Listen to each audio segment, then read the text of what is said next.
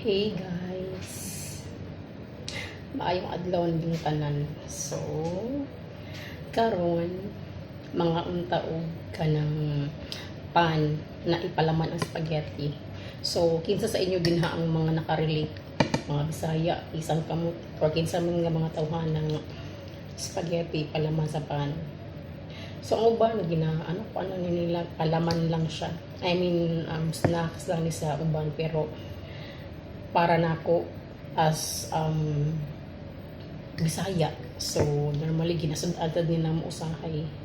Ako usa na ko ana, and ginapalaman sa pan mo na siya. So para nako di na ko kaya nga danlanon lang usahay. Kung kuan gud siya, okay lang danlanon, pero lami gud siya kuan. So mga unta ninyo.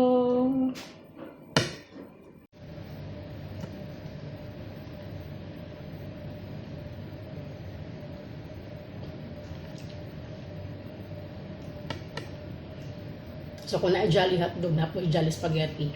Pero dili siya jolly spaghetti nga spaghetti alone with bread.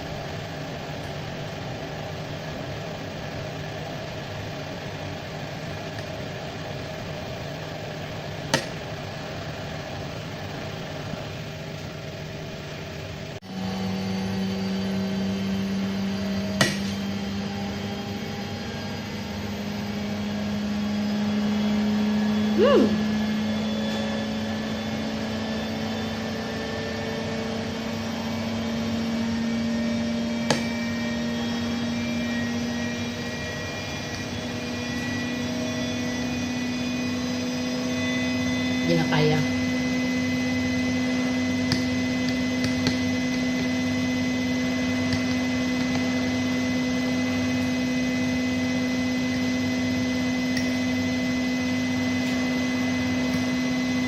So, kusa lang siya ka-bread kay nakabusog naman siya. And, actually, nag-prepare na ko para baon na ko. So, today, it's already 5:51 in the morning. And usually, nag-prepare ko mga kadlaon kay kung prepare ko gabi ng mga tao. So, dili kay ko ganahan nga mag-abot kasi magtabi. Malangay na hinuon ko.